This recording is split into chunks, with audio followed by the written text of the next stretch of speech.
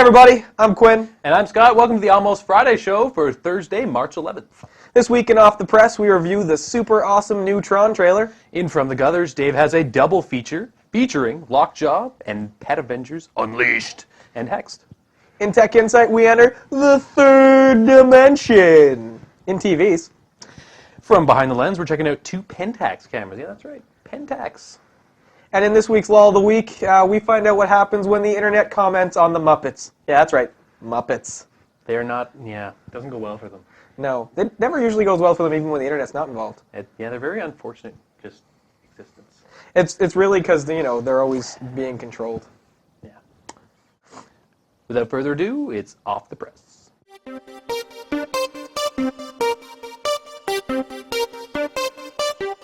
Hey everyone, welcome to Off the Press with Sam. Hello. First up, it's exciting. Very exciting. We've been excited about it for far too long. Yeah. We're going to have to wait till December. December. Apparently. Folks, we're talking about Tron Legacy. So this week, I think you saw it with Alice and Alice in Wonderland? Yes, I saw the Tron Legacy preview before Alice in It's the Wonderland. brand new trailer. It's 2.5 minutes of awesomeness. Just go find it on YouTube. It should be the first hit. Right now, we're just going to show you a preview of it, and then we'll come back and talk about it a little.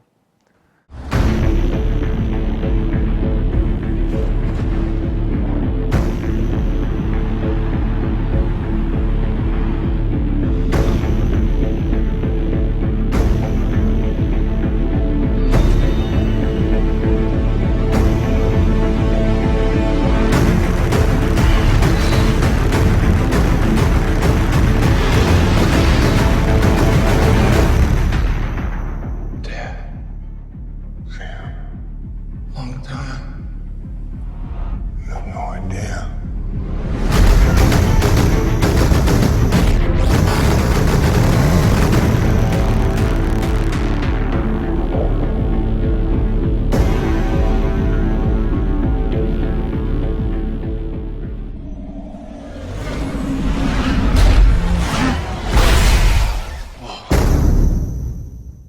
So that's the Tron preview, a little taste. If you want to see the whole thing, Oh you can go YouTube it, you Google it, you'll find it. It's not hard to find. It's leaked. There's been all these articles saying it's not. It's not it's leaked. out. It's an official trailer. It's an official trailer, and it looks awesome. Oh my god, so awesome. Especially if you're a big Tron fan already, Yeah. like we are. Oh yeah, totally. Yeah. So we're pretty excited. The special effects look awesome. Yeah. It's going to be in 3D and IMAX. Let's leave the 3D conversation for a little later. For when it comes out. Yeah. Yeah. We'll judge that as is. There's some other trailers that have come out. The new Iron Man 2 trailer for a movie coming out in first week of May, I believe. That looks pretty awesome. Also, it features, well, not doesn't feature, but near the end, there's the briefcase suit. Yes. Special Very effects in awesome. that movie. Awesome. It looks like a lot more of what we wanted from Iron Man. It looks like a lot of fun, so yeah. it's going to be a good movie. Looks like a good movie. And just quickly, before we get off the world of movies, we have a small correction. Quinn said that Sam Worthington was in Tron. We were kind of, sorry. No. Our bad. Gareth Hedlund. Little correction. It happens. Moving on. Everyone's been hating on Guitar Hero for so long about how it's, well, you're good at Guitar Hero, but can you play guitar? It's a waste of time. And niche guitarists don't want to play Guitar Hero because they think it's silly, and then people who play Guitar Hero... You're wasting all this time in a video game where you could be practicing guitar, Right. dude. And then people who play Guitar Hero suddenly think they can play guitar, which is ridiculous. No, they can't. Maybe now they can. Maybe now. So a studio called 745 Studios is going to be releasing a game called Power Gig, Rise of the Sixth String. Most awesome title ever. I'm just which features one of the peripherals, or the main peripheral. So far, they're talking band focus, so the whole setup. The typical rock band for thing. now, the ones that they've shown Is a guitar peripheral, as shown right here. It looks like a guitar because it has 6 strings. and it can be played as a real guitar. But when there's a little switch on it that when you switch it, it'll activate like a dampening thing where then you can either play the guitar as a real guitar, plug into an amp, go play it like you would a real guitar, or you switch the other way. Dampen the strings, and then you can play like you're playing in the on video Xbox. game. Xbox PS3 is where PS3, they're yeah. going. But also, the cool thing is, I read this in the Gizmodo article, that there's another setting on it in the game. If you want to play hard mode, you switch off the dampener, and then it'll detect the strings you're playing, and it'll encourage you to play real chords and stuff. Yeah, what the gist of it is, I mean, there's no specifics yet. The game This is all just very like concept. It's very preliminary. I mean, Vapor. I would say they're past concept. I mean, they're Yeah. making the game for sure. Oh, yeah. So look forward to this coming out. But basically, they're looking like if you want to play it like a Guitar Hero game, you're good. That mode's available. You can even use previous peripherals. So good. if you have your drum set from Rock Band or your guitar from Guitar Hero, you can use. They're all compatible with the title itself. But if you want that extra level, or maybe you just want the guitar as a nicer controller, you can do that. Or you can add that whole extra level to the game and actually Hard mode. learn to play. I mean, it's not. I'm sure it's not going to be too in depth, but I mean, No. learn basic power chords, basic chord shapes, and stuff, and play It's along probably with it. really good for like a beginner, just like a kid, to learn how to play Yeah. basic chords. It'll right? be interesting. I mean, to see their implementation of it for sure. Yeah. But I think it's a good step. It looks like really quality stuff. So Sam and I were talking earlier. We were kind of thinking this is going to be a little higher price point. There's no specific price point yet for when it's supposed to be released for fall. I'm guessing the holiday season, but I'm gonna throw out maybe $350 in that price range. It looks like the $299 to $350 price range. Yeah, I mean, maybe I could see it at $199 at the lowest. Very, very 'Cause lowest. What Guitar Hero went for like $129 when it first 160, came I out. think. No, that's like Rock Band. But, okay. you know, it was over the $100 mark, so it's definitely that next level of quality. But I mean, people have been showing that they're willing to spend a little bit of change for a good game these days. I mean, like a Yeah. normal game without peripherals Christ. goes for like Like $70, $60. $80. Yeah, so it's pretty crazy. So hopefully sometime this fall. Check it out. There's also full band versions coming in the future. But look for Power Gig Rise of the Sixth String, hopefully this fall. So the iPad. We're not talking about the iPad We're not talking right about the now. iPad. Don't but- worry. Don't worry. Don't worry, it's okay. You can stay. But it was reported on Device this week that if you watch the iPad commercial on YouTube and you click the transcription, you get hilarious subtitles. Oh, are they funny? Hilarious subtitles. Well, Sam proposed it to me this way. Have you seen the I'm Take Driver Goose Slate Baltic Countries? And I was like, What? What? So first of all, I didn't know there was a closed captioning feature on YouTube. It's a new thing. It's still in beta. That's why the subtitles are so horrible. Terrible.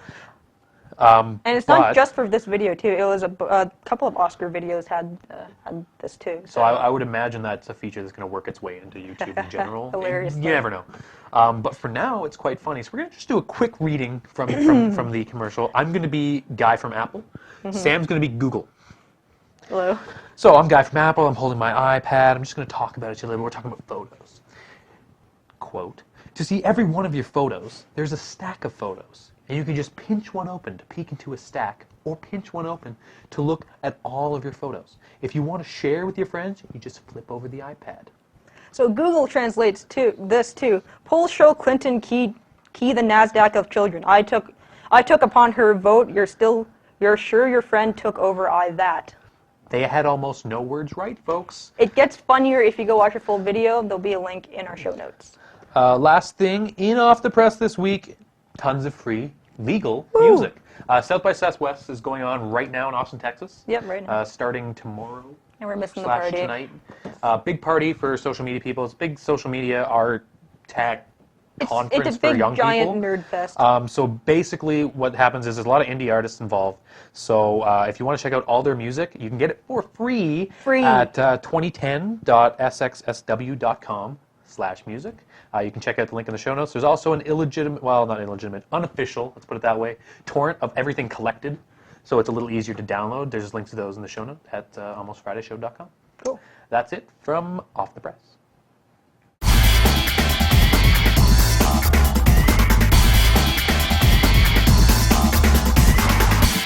And welcome to From the Gutters with Dave and myself, Sam. Today we have two comics for you. It's Hexed and Lockjaw and the Pet Avengers Unleashed. Which one are you going to start with now, Dave?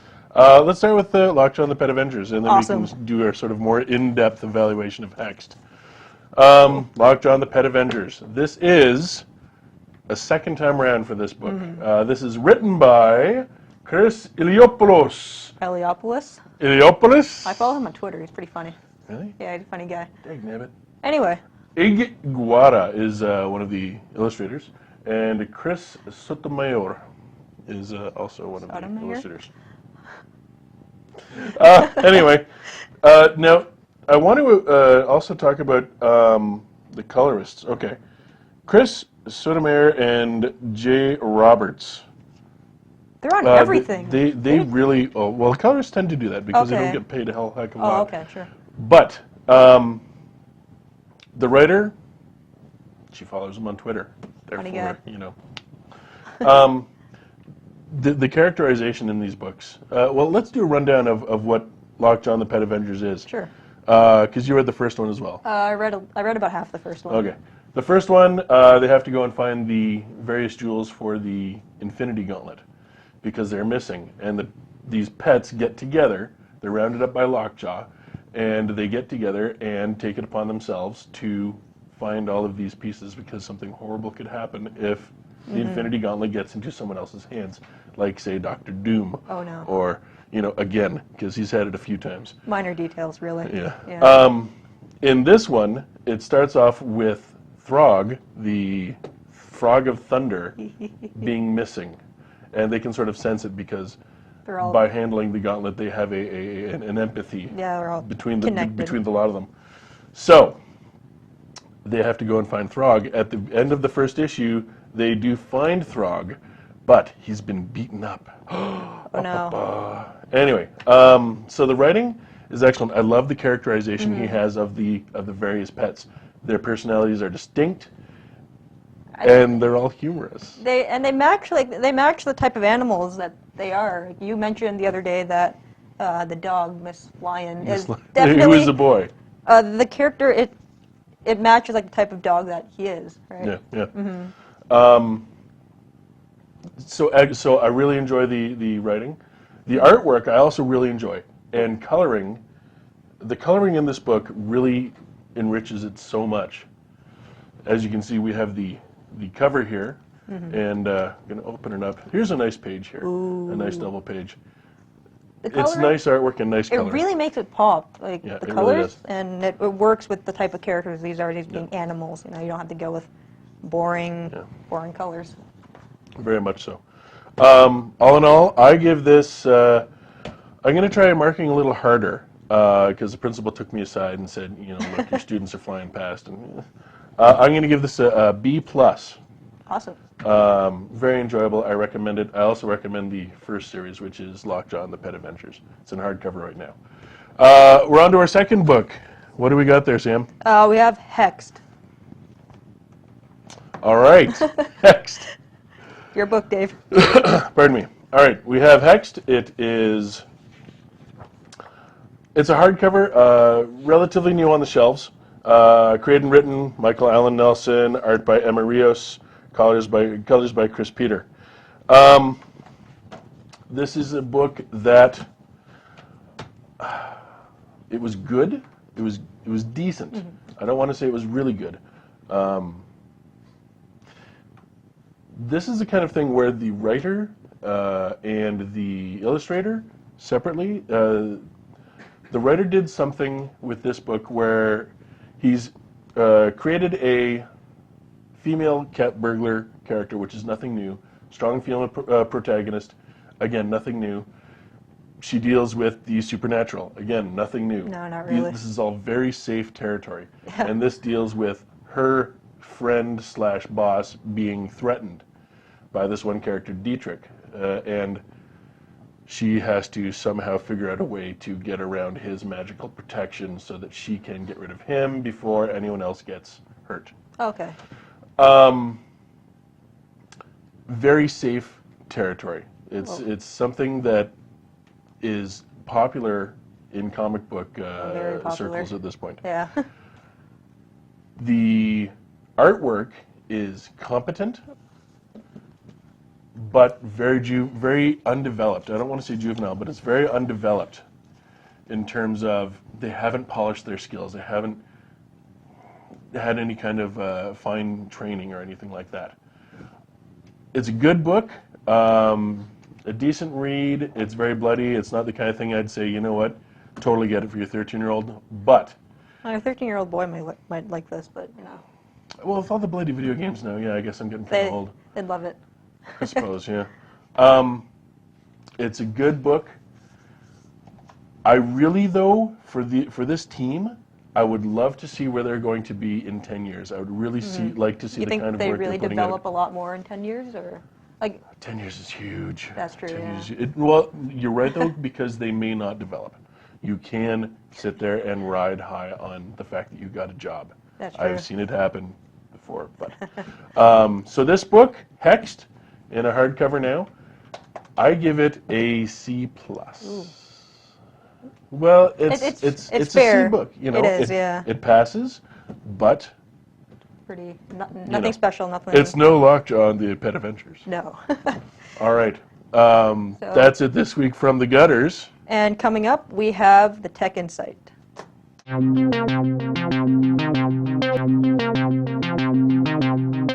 This week in Tech Insight, we do 3D televisions, that is.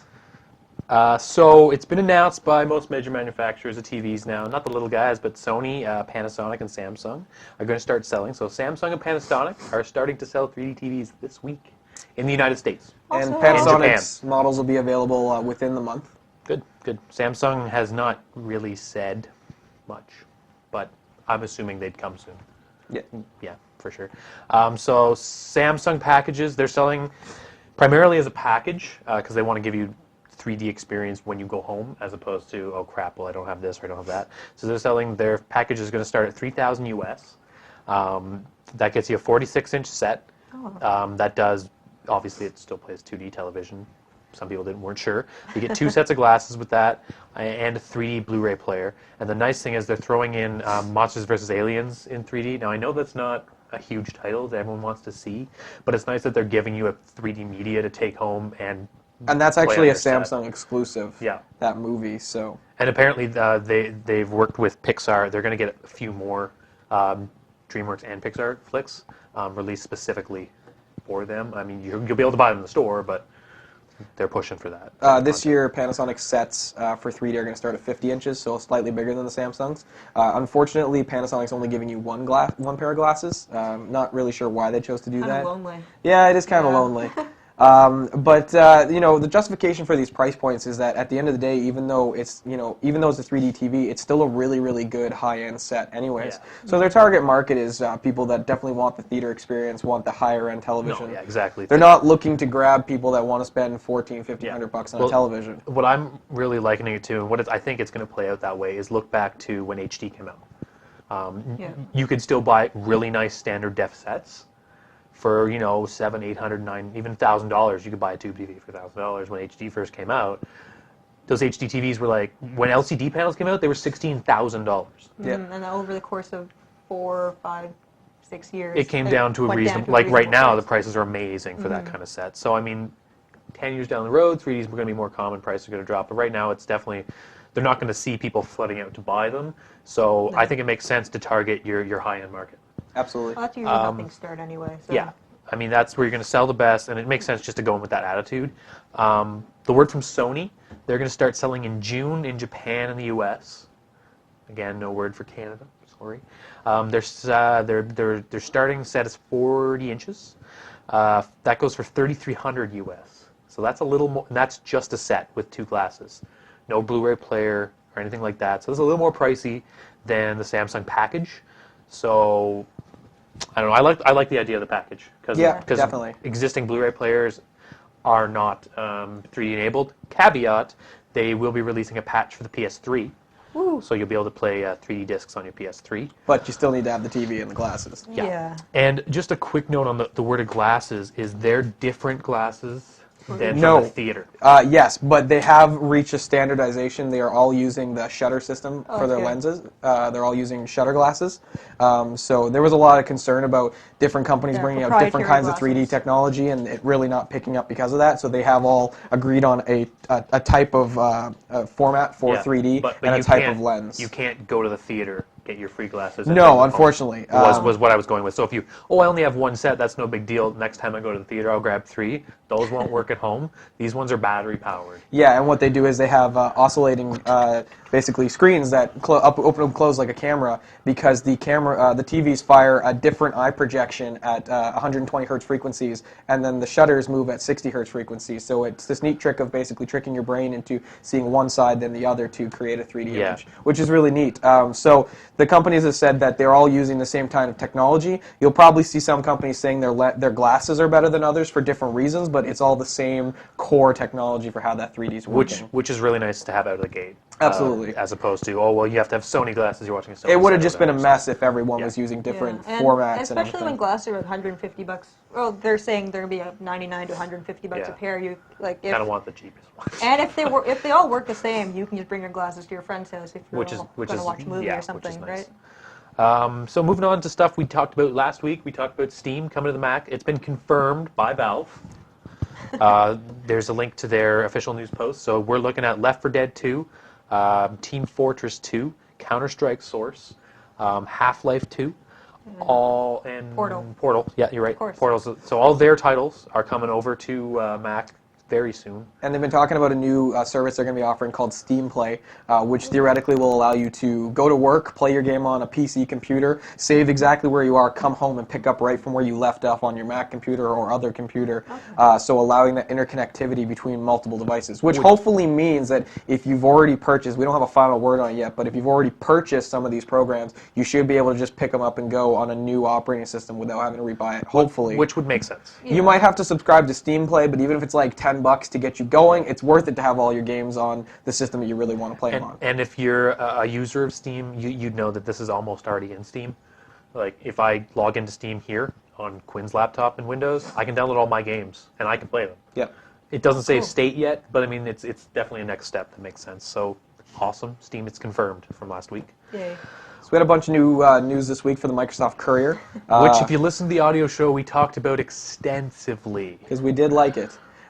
So basically, they've redesigned the look of it a little bit, moved away from sort of the brown tan back and moved to a smaller 5x7 twin screen format. It was twin screen to begin with, but it appears it might be a little bit smaller. So that's going to be interesting. I mean, I'm really hoping that they're going to keep the operating system because that's really what makes... So the word on the operating system, yeah. Originally when they had released the Courier, wink. When the first stuff had leaked, they were saying it's Windows 7 based, so like Windows 7 on the PC. Now they're inclined to believe, this is all Engadget got a leak from their very source. Reliable source. So we're all quoting from an Engadget article right now, but basically they're saying it's looking more to be like a mobile OS based. Now, for people who don't know, Windows 7 Phone Zune HD is actually WinCE based. Now that's embedded. So there you can see, I mean, it's a very unique UI. So what the under workings of the OS are going to be WinCE, but the UI is going to be completely unique. Yeah. So as long as the UI is similar to what we were looking at before, which it seems to be, very similar, then, I mean, I think it's still in the game. So, I mean, jury's still out with us whether it's going to be as good as it originally sort of anticipated it was going to be. I think we're really going to have to see the product being used by someone to pass that judgment. But things are looking good so far. I don't think they've botched it enough to really have, moved away from what we had hoped it was going to do. Because Gizmodo has said the degrading of the Courier. The de-evolution. Yeah. Now, I saw that and I was kind of bummed out until I read the specs and I was like, actually, this is almost a more attractive device now. Yeah. Because I like the smaller form factor because it's not too small. Yeah, I mean, a 5x7 is going to be about this big for most people, so it's, an easy size to put in a backpack or in a purse or something like that. That's about the size of like a paperback novel, right? Yeah, more or less. More or less. And then you open that up and you got more screen real estate. If it was just that, I'd have a problem with it. Yeah. But the double screen keeps that open. It's going to be nice and thin. They're saying less than an inch thin and less than a pound in weight. So if I can get it at those specs and still look like that, I would take the size reduction any day, personally. And release date? Most people are saying, I don't think so, Engadget. We've heard summer, but it's still pretty loose. Summer's very close for a product like this that that hasn't been talked about at all by the company that's making it. Engadget says Q3, Q4. So holiday season. So that's half a year. But I personally, I don't think we'll see it I until can maybe see 2011. it next holiday I'd, season. I'd like to see it but- fall. I'd I like think to it's see it right unlikely now, we'll see. Yeah, I but- think it's unlikely we'll see it in summer, but I think there's a potential for fall. Yeah, Like, there's a I potential for I fall. think it makes sense to wait for their point of view to wait and see how the iPad does, Yeah. and Yeah. then fix whatever mistakes they make. Yeah. Because there's going to be launch bugs. Oh, totally. So something else that we've been waiting for is the On Live service. Something we've also talked about before on the show. Sam, do you want us to give a quick update for people who don't know what OnLive is? Oh yeah, basically it's gonna be a subscription service where they take a video game and render it and do all the technical stuff on their servers and they stream it to you. So it's kind of like streaming a movie, except you get to play it on like your crappy ass Pentium 3 computer or something. Or apparently they've down-resed a couple of really recent games onto the iPhone, and then they've been able to play it on that. But it's I've heard that it's just a tiny bit laggy, but that's from sources that have been sued for saying that. So Yeah, there's been a knows? lot of controversy over who said what, and I mean, Yeah, it's and- still in beta when he tested it, so it's they're like, still, it's not going to be like yeah, that. all this is still in beta and everything. So and most of the testing has been done in very controlled environments because they've just done it basically in like 3 areas of the states Yeah. and no one else. Well, if you outside of think American about it, music. I mean, people complain about latency and loading a YouTube video. So Mm-hmm. if you're trying to load a full graphic game, which Especially okay, like doesn't- an FPS or something where you need where to latency be- matters, but it doesn't Yeah. matter what the game looks like, they're rendering it all. So if you're trying to load a video at the same time as sending out controls and you want that to be almost simultaneous, it's We're really going to have to pass judgment by Yeah, using it for and sure. trying it out. Now we're expecting a release of June. June 17th has been the date that we've heard for the US launch. for the US. Yeah, we don't know if it's coming to Canada yet, do we? Not on that date. Somehow I doubt it. I'm sorry. It's an American company, Yeah. so they have no reason to launch a Canadian service. I'd like to see it, to be honest, but I wouldn't hold your breath. There's been no talk about it, as far as I At know. all. They're launching with just a Mac and PC client, so don't think about playing it on your iPhone for now. No.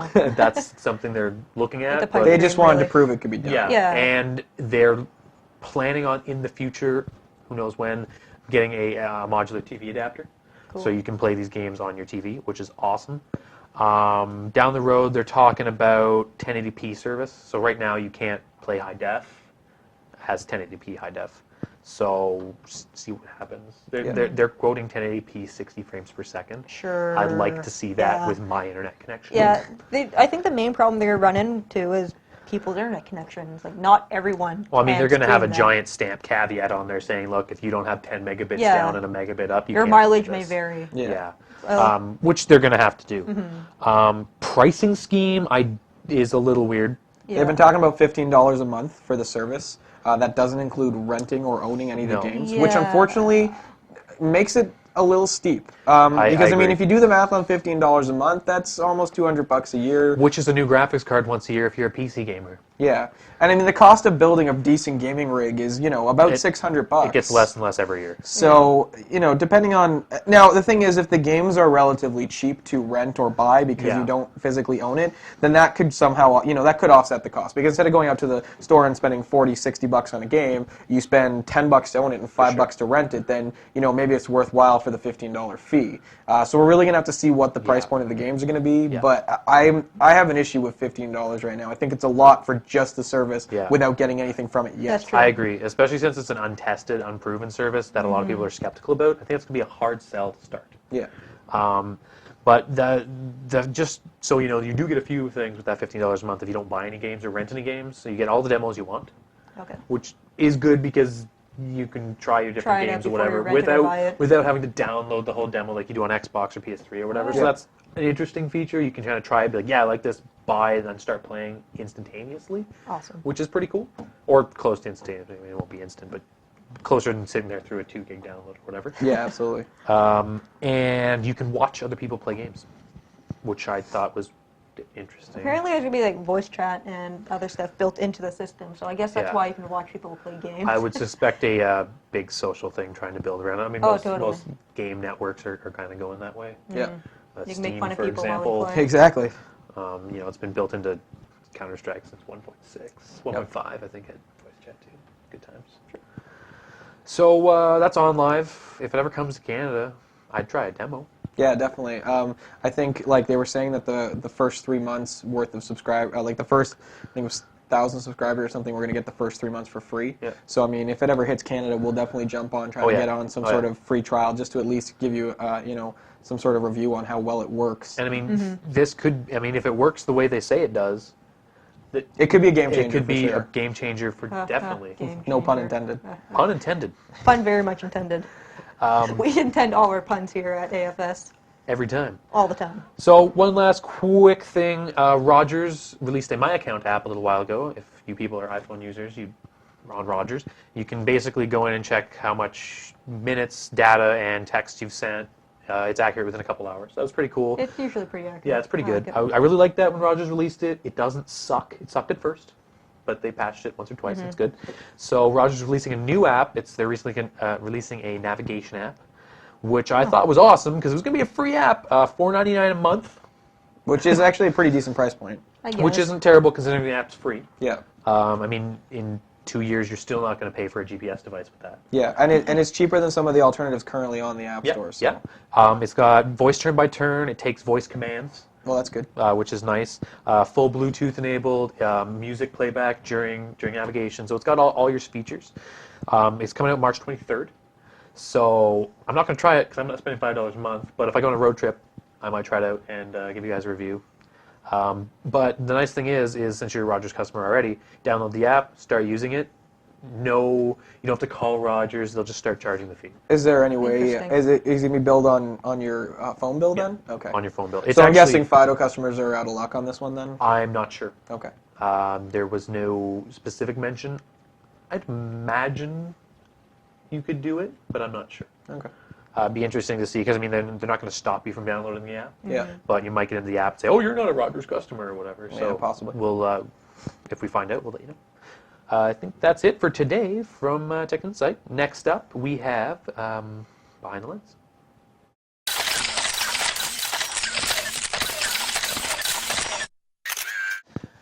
All right, folks, welcome to Behind the Lens. Quinn has a couple of Pentax cameras for us this week. One, they're very different from each other. They are. The first one is a new camera that Pentax has announced. I don't have it here for you. One, because it's $10,000, and That's two, good because reason. it's not out yet and might not be coming to the U.S., but I have my suspicions it will. Pentax has announced a 40-megapixel medium format camera, much like a Mamiya 645 or a Hasselblad.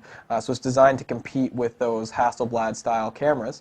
Now, the difference between the Pentax and the Hasselblad is that the Hasselblad is 30 megapixels and costs 20 to 30 grand, depending on what you pick it up with, whereas this guy is 10 grand at 40 megapixels, so it's a much cheaper option. Now, that being said, the Hasselblad is obviously one of, sort of the Rolls Royce of medium format cameras in digital. So we'll see how Pentax compares for both image quality and lens quality. But it'll be interesting to see because it could be a really good option for those pro shooters that want to get into doing more studio work. They need that larger sensor, but don't want to drop 20 to 30 grand on a Hasselblad and instead are spending 9 grand on a Nikon D3S. It might actually bring Pentax a lot more business for those pro end guys. Could change the game a little bit. Yeah, it with could. the price decreasing that much if the image quality is even comparable. Right? Yeah. But what won't change the game is the camera I'm talking about today, which is the Pentax i10. Now, this is a small point-and-shoot camera from Pentax. Like most of the cameras I review on this show, it's got 5x optical zoom, a wide-angle lens, and this one is 12 megapixels, and it shoots high-definition video, which is all pretty standard these days. Now, what I don't like about this camera is that you can see the shape of it is a very retro-styled shape, which might seem really cool. The problem is that this camera is too small. I mean, in my hand, it's barely bigger than my hand, but it makes itself look like it's supposed to be twice as big as it is. The other thing I don't really like about it is it's got this button right here, which isn't a button at all. It looks like a button. It feels like it should be a button. It'd be really cool if it took pictures because then you'd have a camera that could be used with either hand. You don't see that very often. Left-hand people are always kind of out of luck because they can't use cameras well. Yeah, I never really thought of that. So it would be really cool if it did that, but it doesn't. It doesn't do it. It's just a piece of plastic to help you hold it better. So I'm kind of let down by it. As well, you've got this bump on the top here, which would really make you think like you're going to have a viewfinder on your back, But no, you just have a spot for a speaker. So there's no viewfinder on the back of this. As well, when you turn the camera on and you're shooting in video mode, which I'm not in right now, but when you're shooting in regular picture mode, the screen that's actually taking the image is slightly off-center from the top. Now, it's centered in the camera, but it's not centered to the top of the camera, which really just bothers me from an aesthetics point. So I mean, feature-wise, this camera has what it takes to be a good camera. Problem is the Pentax image quality is not so great. I mean, in comparison to say a Canon or something of equivalent price point, I would definitely put my money in the Canon. So I don't know. I think this is probably going to be my first negative review of a camera. I wouldn't buy it. It's going for $279 Canadian right now. It's not a bad price point, but you can get the same features for less money out of some other cameras, and the cameras that you spend that much money on, you get better picture quality from. Yeah. So it's going to have a hard time really competing with anything unless you really love the look of it. And the thing I want to point out is I do not shop cameras ever. I've bought one camera my entire life, and I pointed out everything Quinn just pointed out about why it looks weird to him before he told me what he was going to review today. He walked down the stairs. Here's the camera, and I said, that's too small for that style. Yeah. And it's not like you have to be a camera person. It looks weird. You hold in your hand, you're like, everything just looks off. It's a toy pretending to be more, unfortunately. It's a little, I don't know. Yeah. So I don't recommend it. Again, if you love the look of it, then pick it up. But otherwise, I don't really recommend it. The other thing I want to talk about today is not a camera, but is in fact a lens bag. Now, I'm a professional photographer, so I do weddings and things like that. And backpacks are great, but they're not ideal when you're shooting on location. You want to be able to have access to your lenses quickly. So this bag is great because it allows the bag to be mounted to my hip. And I have my camera around my shoulder or around my neck. And it allows me to very quickly have access to some of my larger lenses. So you can see a 7200 lens will fit in this bag with the hood on. And you basically can just drop the lenses in the bag and quickly swap to another one. So you change the lenses while you're on the camera, drop it, change it, which is really good. What's great about this bag, though, is that it's deceivingly big. It doesn't look like a big bag, but it can hold about 5 lenses as well as a flash and other stuff on it. So you can see the front pockets and everything up here. All the pockets on this camera on this bag, I should say, are weather sealed. So they all have sort of the tight sealing around all the zippers. So if you do get caught in the rain, you're going to be okay.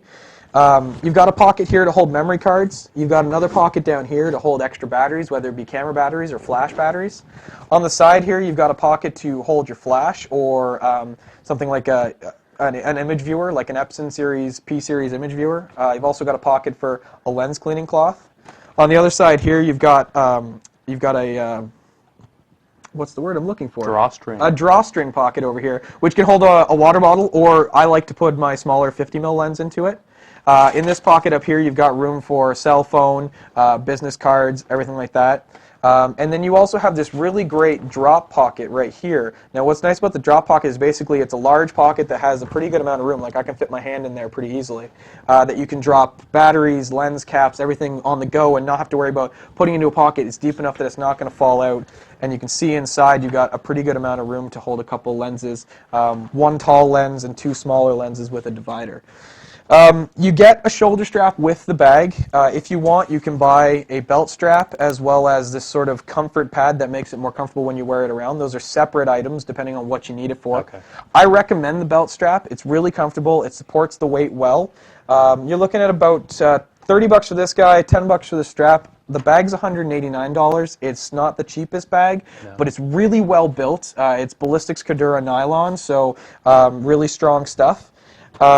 On top of that, I mean, they've really thought of everything. Got a whole bunch of pockets. You can hold everything that you want. When you are mounting it around your waist or on your shoulder, it uses pivots on this part here where you'd attach the strap. Now, what's nice about that is it allows you to not only move around without having the weight shift on your hips, but also when you have it around your shoulders, be a little bit more comfortable. So thumbs up. There's not very many lens bags available. There's probably 3 or 4 companies that make them, and I would say, outside of aesthetics. If you like something a little bit more toned down, the Shoot Sack's a good option. But if you're looking for a really pro lens rig, this would be my best bet for you, hands down. Yeah, it looks really put together. Like, it definitely was designed by someone who was like, crap, I need to carry all these lenses to be able to quick switch on the fly. So Yeah. he just, this is what you need, and he put it together, and now he sells them. You can check them out at goboda.com. It is designed by a professional photographer for professional photographers, so there was a lot of thought put into it. And if you got any questions, they're really great at answering their email and everything like that. So they're there to support their product. It might be a little bit more expensive, but it's really,